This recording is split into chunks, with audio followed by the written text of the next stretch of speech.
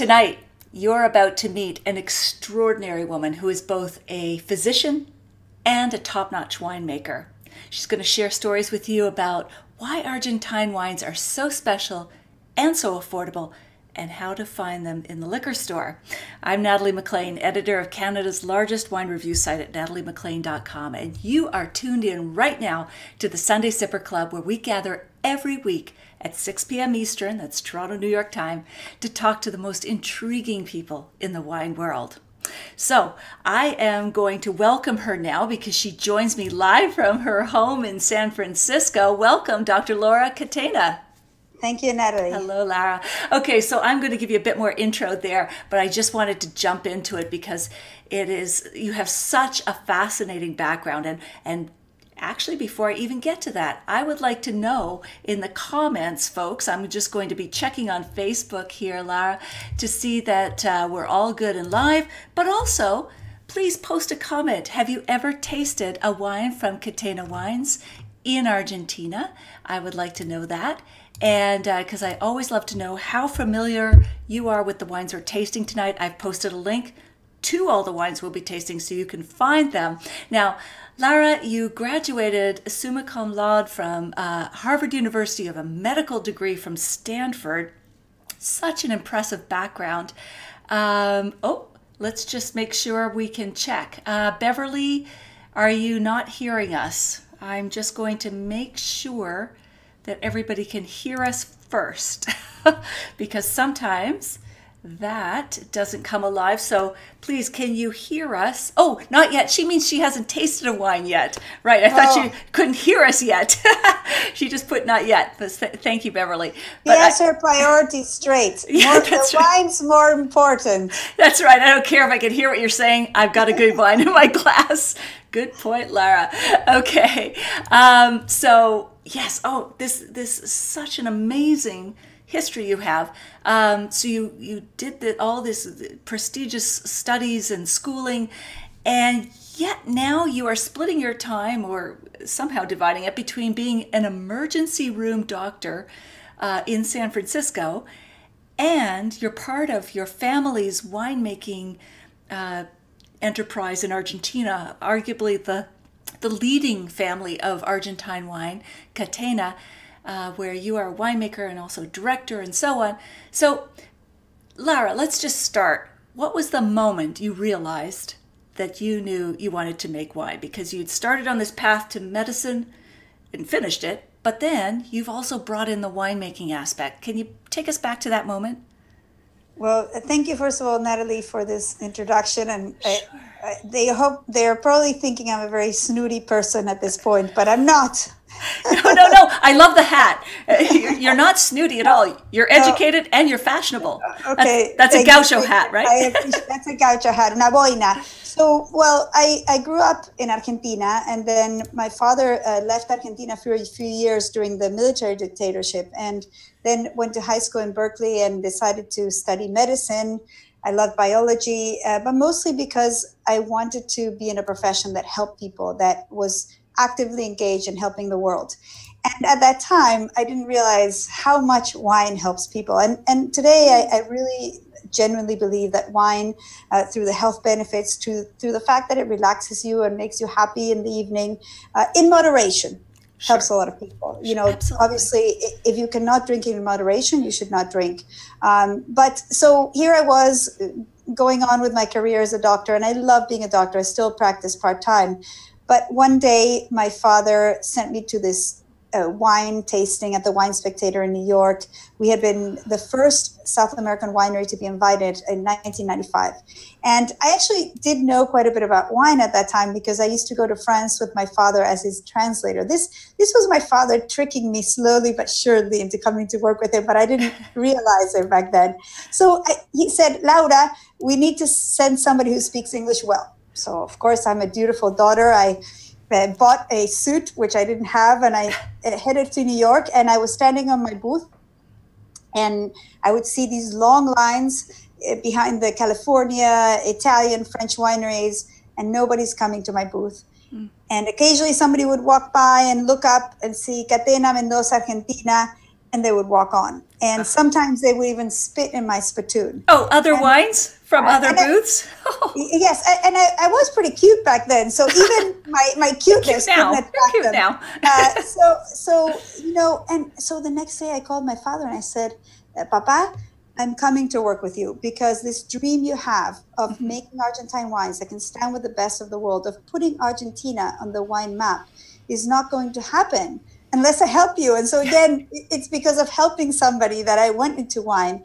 And now, the love I have for Mendoza, for the people I work with, for the vines. I mean, when you go to a vineyard and you look at the vines and you look at the grapes, and when you're aware of all the life underneath in the soil, the insects, everything that lives in a vineyard. Yes. And when I stand there and imagine my great-grandfather planting that vineyard, it's so magical that, it's very special. And I'm happy that it's a family winery because I think most other jobs wouldn't allow me to also be a doctor. Yes, so, I'm thinking how you combined all of this wonderful history. And thank you for relieving, personally, my bourgeois stress about writing about wine. I thought, I'm not a doctor, helping people. But here you are, a doctor who finds almost parallel, if not more, ways to help people in the world because of what you're saying. It relaxes people.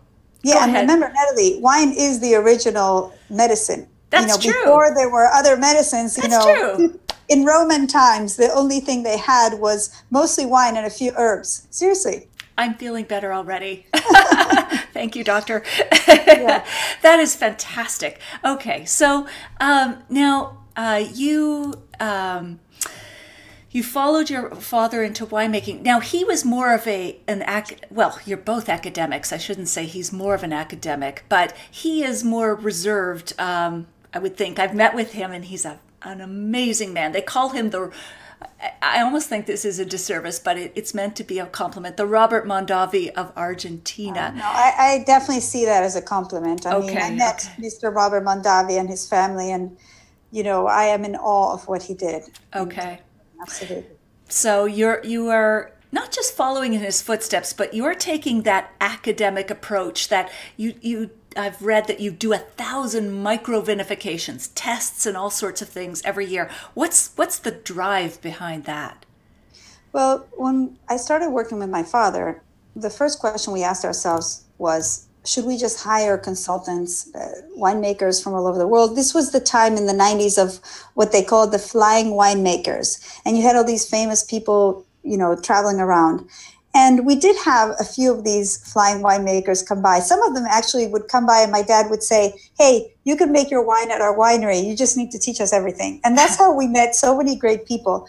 But then one day, one of the winemakers came and said, you need to open up the canopy. You need to take out all the leaves so that the grapes get the sun. And he didn't realize that he was in high altitude country. And a few days later, the grapes were burnt. Oh. And that day I realized that we had to do our own research. We had to figure out what to do in our own place. And it's not like Argentina just started making wine. We've been making wine since the 16th century. We were the 4th largest producer of wine in the world in the 19th century. Wow. So this is a country with a lot of knowledge, a lot of traditions, but most of the wines were being made in what we call the old Italian oxidized style, which in these big barriques, and the wine would oxidize and it would taste a little bit like sherry, which is not bad, but all the wines tasted the same. Mm-hmm. And so a lot of the technology had to do with not allowing the oxygen in to ruin the flavors. However, the knowledge of the vineyards, the knowledge of the altitude we had, but then we had to take it a step further. And I realized that we had to do our own research. We had to study our own plants in order to decide what to do in our own climate and with our own grape, Malbec, which pretty much nobody else knew anything about.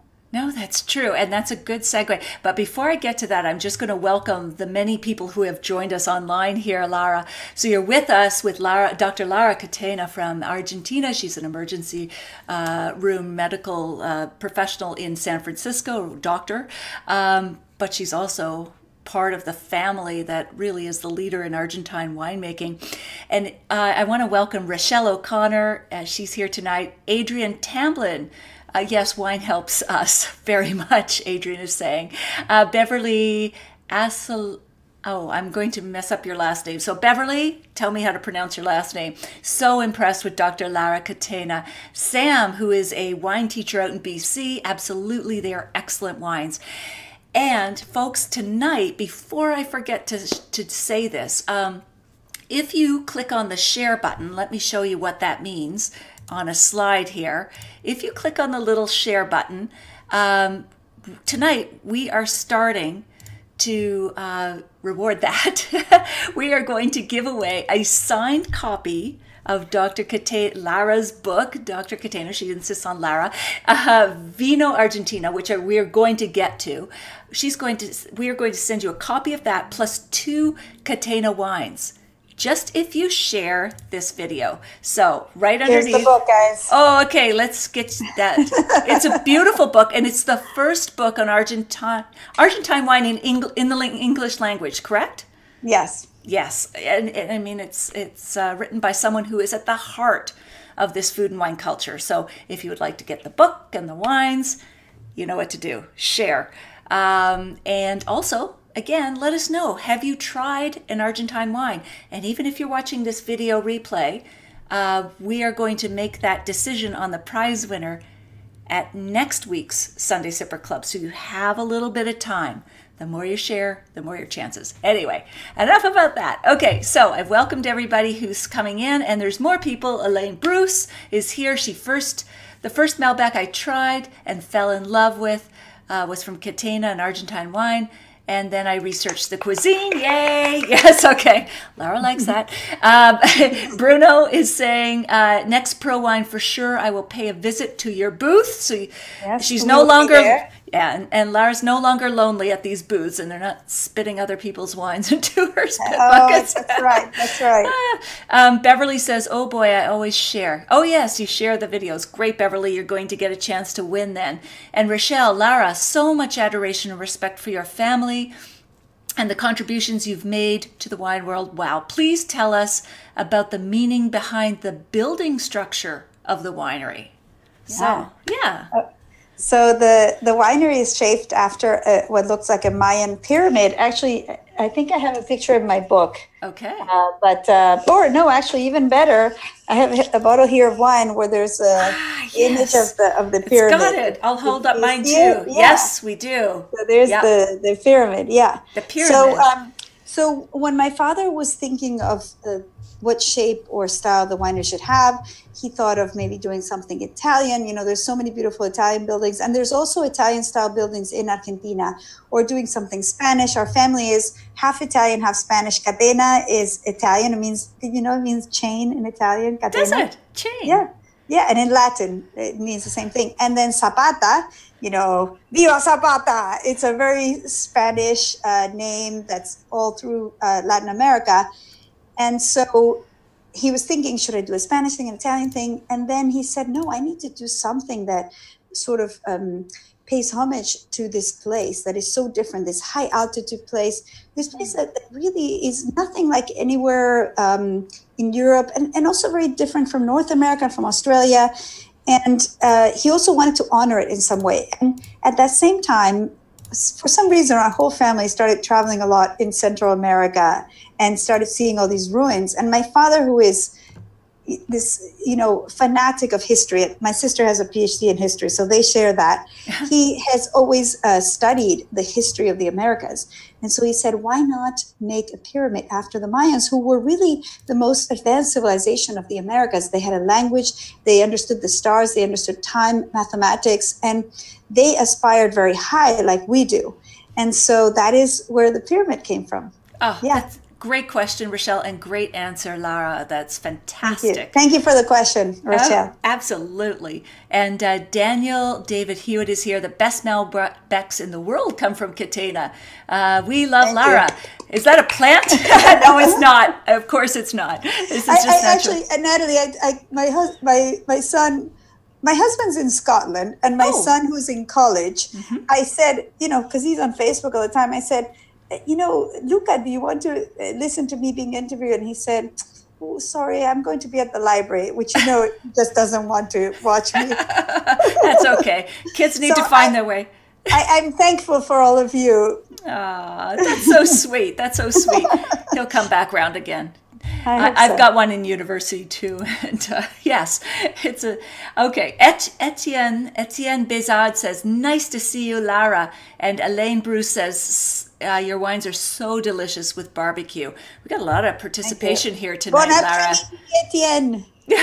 You've got a lot of fans out there.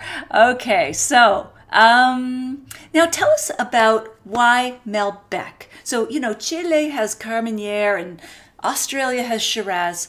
Why did you focus on Malbec? And kind of maybe take us back to a little bit of the history of Malbec and why is it now the flagship wine grape for Argentina and for Catena in particular? So some of the question you asked me I can answer, some I can't. Okay. So Malbec has an extraordinary history in the world. It is known to exist since Roman times. It was very famous in the Middle Ages when it was called le vin noir, the black wine, and it was often used to enrich other wines. Mm-hmm. So you've probably heard how the Bordeaux wines were enriched with Hermitage from the Rhone. Yes. Well, also they were enriched with the Malbec. And that is why by the 19th century, when we had the famous classification, when the French had the 1855 classification, 40 to 60% of the blend of those wines was Malbec. Oh, and they were adding body and color. And Cabernet Sauvignon. In fact, with the Bordelais realized that with Malbec, they could add this texture and color to their wines, and so they planted it. So in 1855, those wines were made basically of Malbec and Cabernet Sauvignon. Like our Nicolas Catena Zapata, that is about a similar sort of blend. But then what happened is after phylloxera, Malbec is a very delicate grape. So it's a grape that if there's a little bit of cold weather, the yields go down dramatically. Last year, we had a very cold vintage in Argentina. Malbec yields down 50%.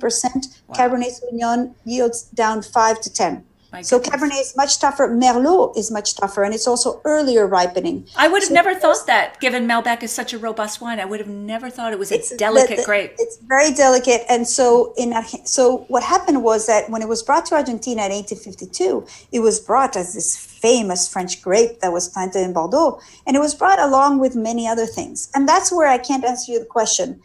Why Malbec got propagated and became the number one grape in Argentina in the 19th century? Nobody knows. But I had a viticulturalist from Italy once tell me, because I asked him, I said, why didn't you plant some varieties from Italy here in your vineyard? And he said, Senora Laura, the only thing that grows well and makes great wine in this vineyard of mine is Malbec. And that's why I plant Malbec. And I think what happened was that of all the things that were brought over, Malbec just did well. It just tasted good. And it made great wine. So people are smart. If something tastes good and it makes great wine, they replant it. And because the climate is more benign in Argentina, we have less rains, it's very even, we have all this sun and this cool climate, it was a sort of a marriage made in heaven. And that is why Malbec stayed in Argentina. Now, at the time when my father started this project of making Argentine wines that could stand with the best of the world, Argentina was unknown. When I went to that wine show and poured Argentine wine, nobody had a Malbec. I would not meet anybody in the 90s who had drank a Malbec. Now, if I go to a party, they know more about Malbec than they know about football and tango. Malbec is what people know. So it's very exciting. It's happened in, 15 years and 20 years.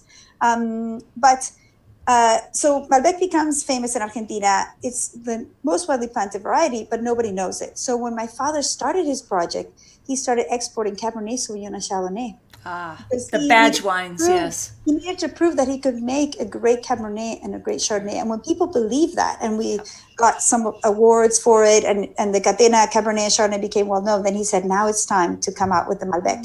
And he also spent quite some time working on the Malbec because some of the vineyards were not well cared for. We made a plant selection of Malbec, and we started studying how to make it. And people used to make it like Cabernet Sauvignon, when actually you need to make Malbec more like Pinot Noir.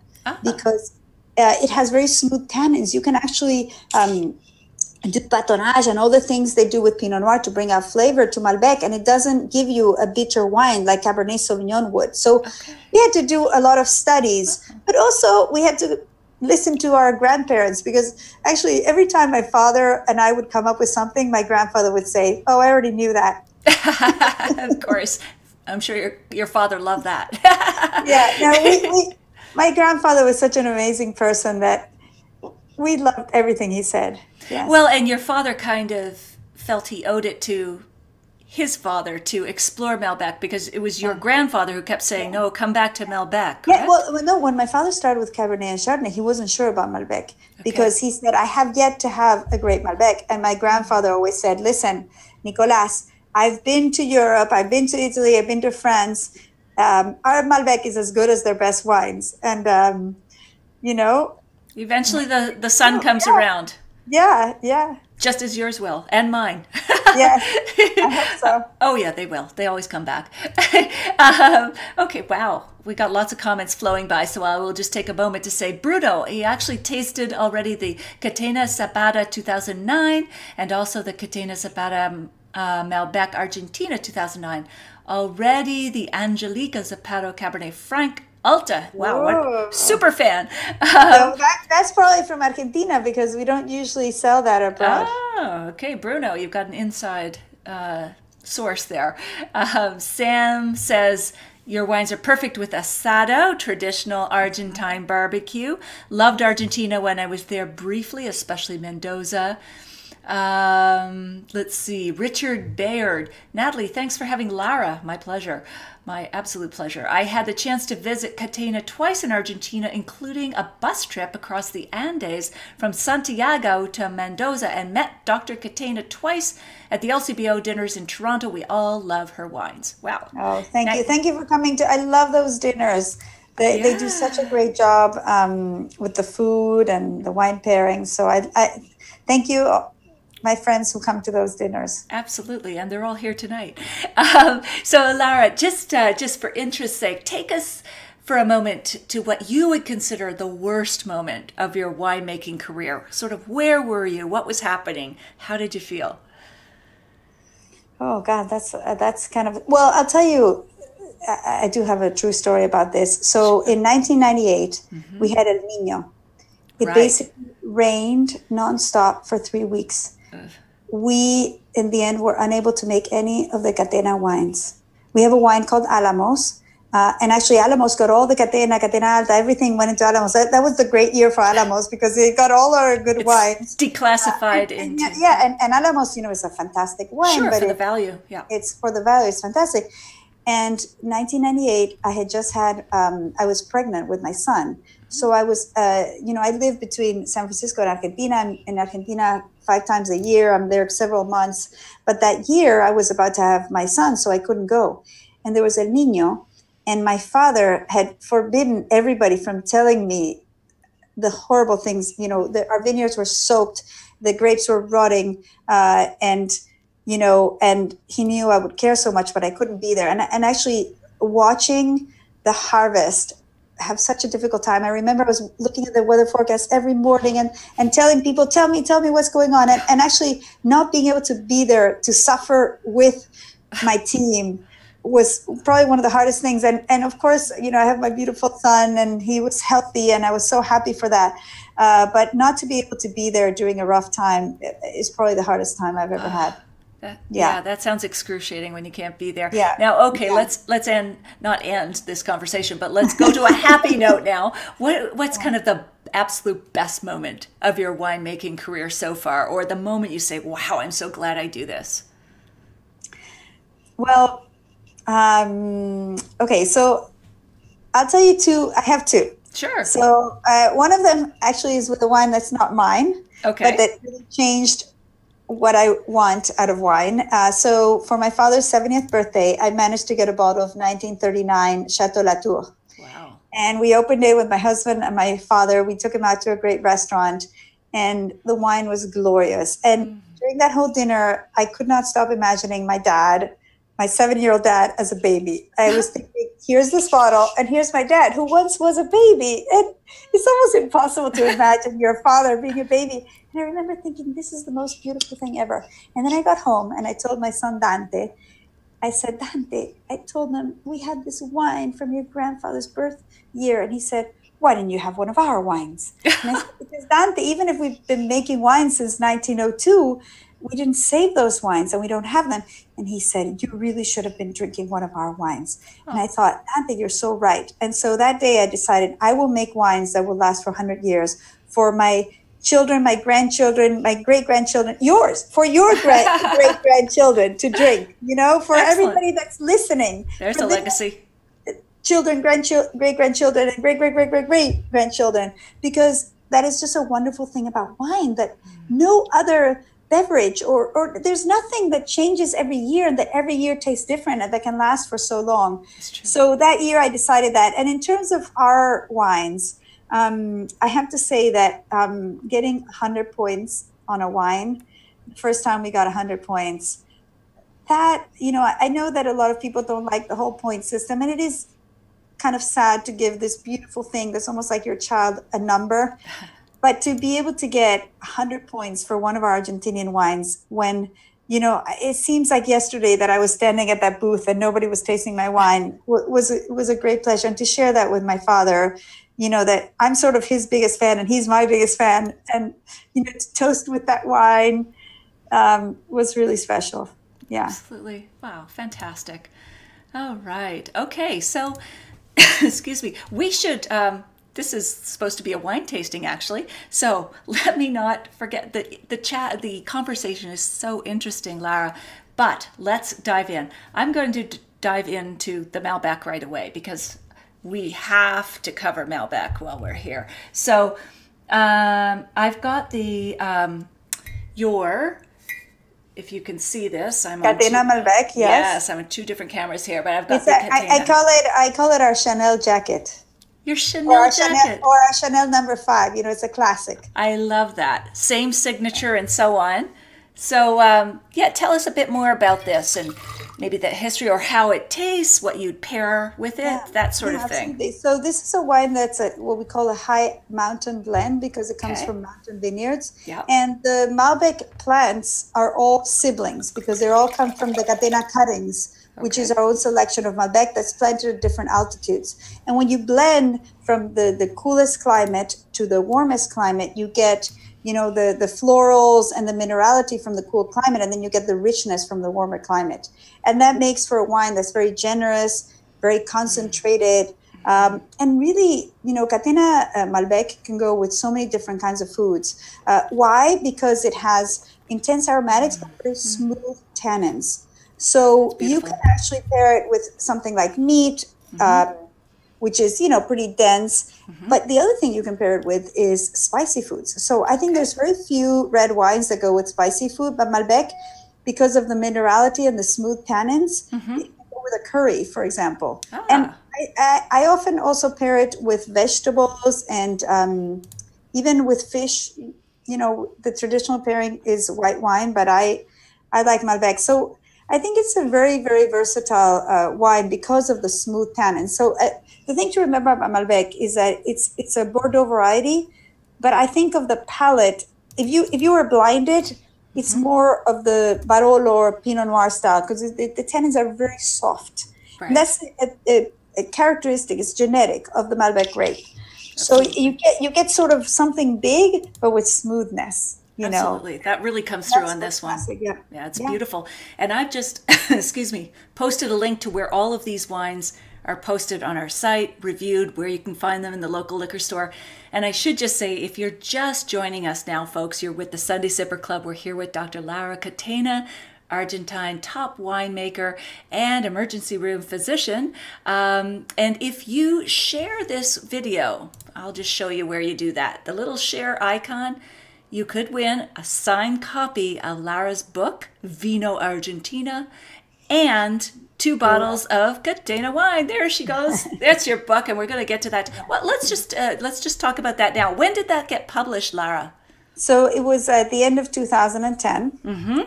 And but most of the information is still up to date. It actually has a list of wineries that you can visit in the back. You know, when I started working on the book, somebody said, well, you can't write a book about your competitors. And I'm one of those people that if somebody says I can't do something, then I want to do it even more. More fuel. Yeah. So I said, well, why? You know, I plan to write all kinds of great things about everybody, and somebody's got to write this book. And the people who know the most about our region are the wine producers. So I actually interviewed other producers, and nobody had a problem with it. They all wanted to be in the book. In fact, there were a few people that turned their interviews 3 months late, and they were really sad that they couldn't be in the book. I said, I've already finished the book, but everybody wants to be in the book. And it also has recipes, and it has itineraries, and it has a chapter on Buenos Aires with restaurant recommendations. Oh. So it's a book to get it a few months before you go, so you start making the food and getting excited about it, and then you should take it with you, because in each region it tells you which wineries you could visit. But many of the wineries in the back are listed with the email for making appointments to go visit, with the phone numbers. That's great. So it's very practical. Very practical. Yeah. And even if you're not going to visit Argentina, which you should, still you could open this book and do a little tasting yourself or with some friends and really get to know Argentina and pair some classic recipes, some asado, maybe some chimichurri, that nice spicy. I have a ribeye with chimichurri. So it's the chimichurri recipe. The key with chimichurri is you have to make it a few days earlier, so it amalgamates. Okay. And then my actual favorite recipe in the book is torrontés ice cream.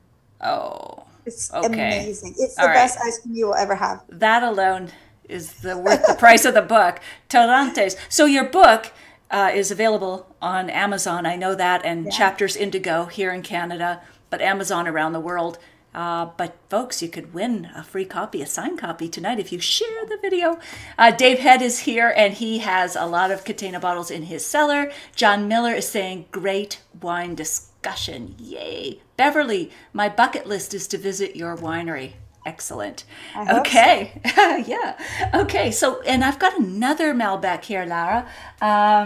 Maybe you can tell us. Let me just see. I've got a little bit of a crowded desk here, trying to keep it all straight. But it's it's this one, Adriana, which must be named after your sister. The Adriana Vineyard Malbec 2013. Again, the links are below here. But tell us a little bit about this one, Lara. What does it say on the parcel? Which parcel is it? It says Fortuna Terra. Oh, yeah. Yes, that was actually the first 100-point wine, but not that vintage. It's the 2012. Okay. But this vintage is really good too. Well, so the Fortuna Terra comes from a parcel in the Adriana Vineyard, which is very high up by the mountains. It's at almost 5,000 feet elevation. And because of that, it has these very cool nights. It has a lot of sunlight, and it has this incredibly well-drained soil because it's an old dried riverbed. But because the river was moving with earthquakes and volcanoes, there's all these different parcels. So this comes from a very special parcel that has a deep, loam, sandy soil with huge limestone pebbles at the bottom. And Fortuna Terra means luck of the earth, and it's because this particular parcel has a lot of native grasses. This is a 100% organically farmed vineyard. It has a lot of insect and little birds, and it just looks more alive. There's always flowers there, and I say, who planted those flowers? And nobody knows. They're just there. And so, and the wine is just so generous and so alive. Beautiful. And so, it's a very aromatic wine. It has violets. A lot of black and red fruits, both. And then it's very smooth. And I think that this wine could age easily. Definitely. 10, 20, 30, 40 years, hopefully 100. I'm not sure about 100, but, I can promise you because I'll never find out. Yeah, well, and it just smelling and tasting it now, excuse me, it tastes youthful. It doesn't taste anyway harsh or tannic or not coming together, but it just tastes like a young wine, and it's 2013. This could go a long distance. I think so. I hope absolutely. So. Absolutely. All right, and Carla has joined. Love it. Lots of heart emojis. Elaine, Torrontés is her favorite new white wine. Oh. Okay, cool. Okay, so Torrontés is a very interesting variety. Because it's native to Argentina. It happened with a cross of two varieties in Argentina at some point. And it's planted widely, mostly in Salta to the north. And it makes very, very aromatic, very sort of muscatty, Riesling-like aromatic. And it's just it's just a great cocktail wine. You It just is. walk into the house. I always, when I'm in Mendoza, I always have a bottle of Torrontés in the fridge because Absolutely. when I feel like Torrontés, I only feel like Torrontés. I I know don't want something it else. is so beautiful. Like Yeah, it evokes sort of Marsanne, Viognier, Rhone yeah, sort of yeah, whites, but yeah, it's got its own Argentine signature. It's that yeah. lovely light floral. There's a couple I know in Toronto, Daryl and Tess, and they both love it. That's almost all they drink. So I know you make, excuse me, do you make a Catena Tarantes? No, no, No. we have an Alamos Torrontés Well, because that's what I thought. Yeah. and the reason why is because Catena is all estate vineyards in Okay. Mendoza. Catena Zapata Okay. is a Mendoza winery, and so all the wines come from Mendoza. And I think the Torrontés is better from Salta, so that's why it's not Yeah. under Sure. Catena. And which, for the, because you're in the southern hemisphere, your harvests are the opposite of the northern hemisphere. So Yes, February, yeah. March, but also the farther south you go, the cooler you Oh, get, I right? know. I've got a, It takes everybody so long to figure. When I'm in the northern hemisphere, I still get confused. yes. You know, Well, even the, just pointing on video, it's like talking in a mirror. Anyway, yeah. okay, so that's so cool. Sam, love the high altitude Malbecs. Absolutely. And I think your father and you, of course, were really pioneers in exploring what altitude did to the wines, not just Malbec, but other varietals, and just at different gradations. Tell us a little bit about the most remarkable you've found with altitude as it relates to wines in Argentina. Yeah, so when we started making wines, we were making wines from sort of the medium altitude area, and they were actually quite good, and we still have some great vineyards there. But one day, actually, my father was tasting. Yeah, I was with him. We were in France on one of these trips where I was his translator. That's how I actually started loving wine. And we had brought a bottle of Cabernet Sauvignon from a traditional area. Now I'm talking about the late 80s. Okay. And this producer, who is a great friend now and was then from Bordeaux, drank this Cabernet Sauvignon and says, "This reminds me of a Cabernet from the Languedoc." And I guarantee you that for a Bordeaux person to say Languedoc, it's not good. I think Languedoc isn't making amazing wines now, but back then it was considered this sort of too warm, lower quality region. So Okay. I, of course, knew nothing about wine, and I'm thinking Languedoc sounds good. My father, this is the worst that somebody could say to you. He's saying it's too warm. He got back to Argentina and he told his team, "You go look for cool climate." And so we started planting further south, where we now have, probably most of our vineyards are in the south of the Uco Valley, where it's cooler, and also west, where the Adriana vineyard is. But in the west, where Adriana is in this small district called Guatallari, there's not a lot of plantable land because there's not a lot of water. So there's actually no capacity for more vineyards at this point. Okay. But basically, it was partly because of this challenge. And then what we found there was more sunlight, which the grapes, to protect the skins, they have more tannins at higher altitude. We've done lots of research on that. Okay. So there's more tannins, there's more complexity. And also at the higher altitude, you have these cooler nights, but also cooler climate overall. Right. And that's why you can make these very rich, concentrated wines, but that have freshness, not, They're not heavy and flabby. over the last month before we harvest, usually the bricks go up by 1, and bricks is an indicator of sugar. So really, it's so cool there that you don't get these heavy alcohols. You get moderate alcohols, which is, I think, what most of us who drink wine regularly like. Absolutely. It's the pure taste and refreshment. It's Yeah, if you enjoy yeah, wine, you're just not looking yeah, for the alcoholic hit. yeah, You yeah, of course want yeah, that slow yeah, sort of enjoyment. yeah. All right, good. Okay, so we know, let's see, let me just go back to, I actually need to, because I always get caught up in the conversation here, but I have also an interesting wine here that your team sent me, Lara. It's a Cabernet Franc from San Carlos. Cabernet Franc from 2014. I'll show it in my camera up here. I don't know if you can see it. Maybe you can talk a little bit about the Cabernet Franc. I haven't heard much about that from Argentina. Yeah, so Cabernet Franc is not widely planted in Argentina, but we actually have 20 hectares of Cabernet Franc, which is the same amount that Cheval Blanc has. Just Oh, really? if you were interested. That's a good measure But, because they're famous for that wine in Bordeaux. I know. But in Argentina, but it's not widely planted like Malbec is, but it's become very fashionable. And it has the sort of Cabernet type of pyrazines, that kind of mentholy, peppery, aromatic.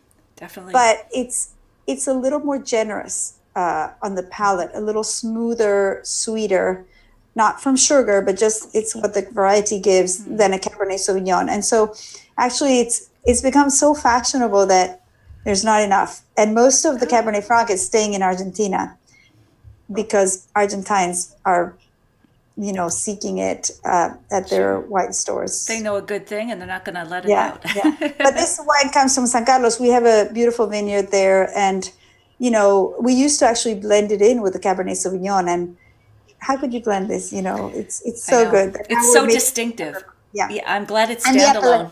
Yeah, and the appellations wines are actually a line that we started about 6 years ago, because what I realized were that people needed to understand our regions. People were saying, "Oh, Malbec is Malbec." No, Malbec is not Malbec. Malbec is Malbec from Agrelo, Malbec from La Consulta, Malbec from Guadalajara.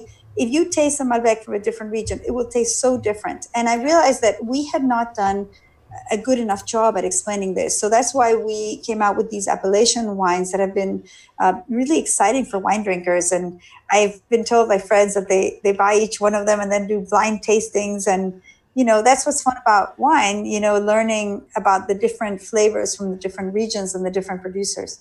Absolutely. Oh my goodness, I can't believe the comments are flying by. You're telling great stories and then I'm over here and everybody's... Okay, Daryl Vinard, ask Laura about attending school in St. Louis when she was in the 2nd grade. I think you're getting some throwback questions here. Yeah, so Daryl is a good friend. And guess what? He's been to Argentina many times and he likes to wear a poncho, so we call him Poncho. And, poncho. So the story is... when my father came to the U.S. for a summer, and I went to the school in St. Louis, and it was very hard because I didn't speak English very well. And when we were moving back to the U.S. for 2 years, I said to my parents, I want to go back to St. Louis, because when I had left, they had given me this heart filled with chocolates. Oh. And I remember that as the nicest kids I'd ever met, because they'd given me these chocolates. And so I've always had a great memory of St. Louis, Missouri. Small very things make a big impression when you're a child. Yes, no, but actually there's genuinely very, very nice people there. And every time I go back, I'm so touched by the hospitality. And Canadians also, very, very hospitable. Well, yes, we try. We often apologize. I think that when you're around wine, everybody is nicer. It is. I think it brings out the best in people until a certain point. Moderation. As a doctor, that's one of my responsibilities. Absolutely. Seriously. Yes. Yes, absolutely. And I'm going to come back to you just before, because these comments disappear. So I'm going to read these first, then I'm coming back to that point. Ronald John Benzie, can we get these in Australia? Can they get your wines in Australia? Okay, yes, good. We have it. In fact, if you go on our website, catenazapata.com or catenawines.com, and you look, I don't remember where it is, but it might be something like where or something. Yeah. The name of our importer in Australia, then you could send them a message. Yes. Oh, good. Okay. And Laurie Kilmartin is here from Ottawa. Hello, Dr. Catena. Hello, Laurie. Stephen Andrews in Waterloo. I am glad I got a bottle. He's always tasting on theme. Ronald, gracias, Ronald says. So, Lara, back to health and wine, because you are a doctor. What kind of advice do you give? There's so many studies coming out these days for health and wine, and we won't...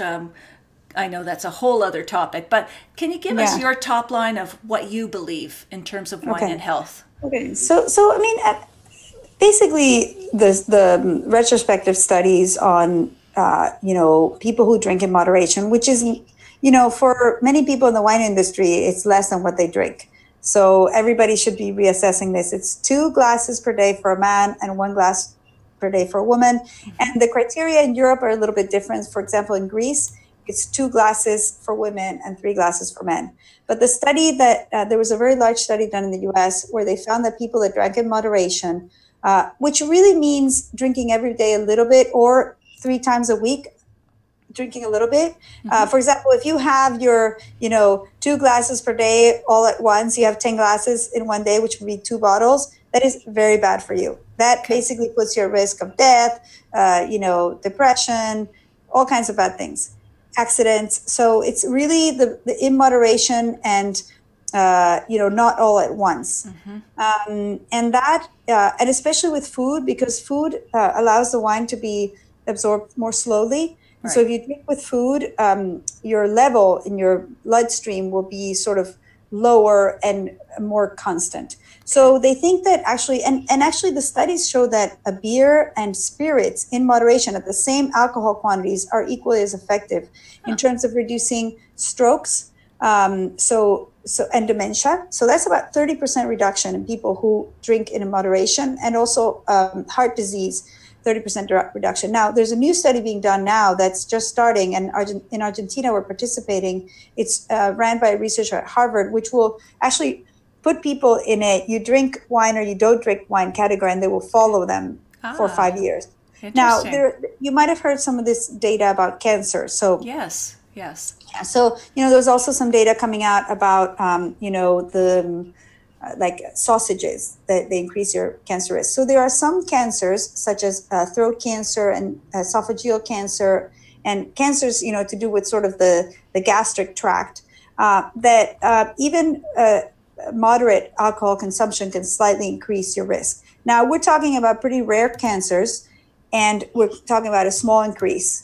It's not a huge increase. So I think that if somebody has a family history of those cancers, they should talk to their doctor and decide if they should be drinking or not. So, it's just kind of like everything in life, nothing's 100%. But I think you need to, do your research and basically talk to your primary care doctor and figure out, what's moderate drinking for you. And, for me, I don't have those cancers in my family, but, there's people with dementia. So I feel like, okay, I'm drinking wine, but, yes. I could be proven wrong. That's why there's studies and not individuals. You can't base your decisions on what happened to your cousin, or, you actually have to go to a doctor who knows the data. Right. Yeah. Wow. That's good. Good advice. Sage advice. Okay. Stephen, my wife doesn't agree. She drinks like a man. Okay. Elaine Bruce. Oh, actually, I can answer to that. So okay. So some people have more alcohol dehydrogenase than others. It's the enzyme that breaks down alcohol. So really, in the future, what I foresee is that you will actually get studied and you will get told what is moderation for you. Because personal medicine. Right. So in general, men have more alcohol dehydrogenase than women. Mm-hmm. And also usually, they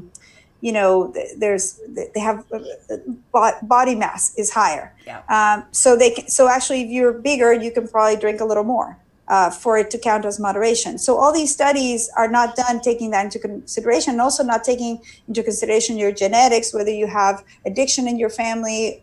That's also an issue. Yeah. And I think that towards the future, we will actually get a test that will tell us, for your genes, mm-hmm.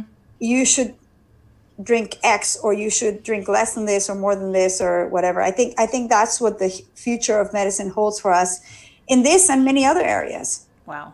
Yeah. That's fascinating. Okay. Lori says, maybe I missed this, but how many... Oh, Laura is asking, no, you didn't miss this, Laurie. How many hours a week do you work at the hospital? Is it full-time plus winemaking? Yeah, this is how does she do it all kind of question. No, I actually work part-time, which emergency doctors usually don't work every day because we work a lot of weekends and nights. So I actually work between 6 and 8 days per month. Okay. And some months I work just 4. So it's basically once or twice a week. As a doctor. And then, I have to spend a lot of hours reading and, being up to date in all the latest literature. And I also teach. But then pretty much the rest of the time, I'm either in Argentina or on Skype or WhatsApp or one of these things. Wow. Okay. Rochelle O'Connor. Yes, the link between health and wine. I love the medicine and Malbec reference you made in to you and your wonderful ability to help people in moderation, to tie it all together. I smiled when you read that your grandfather knew and adored you so much, and that he had a name for you. La Chita? La Chita. That means the little mouse. Oh. Because I never stopped moving.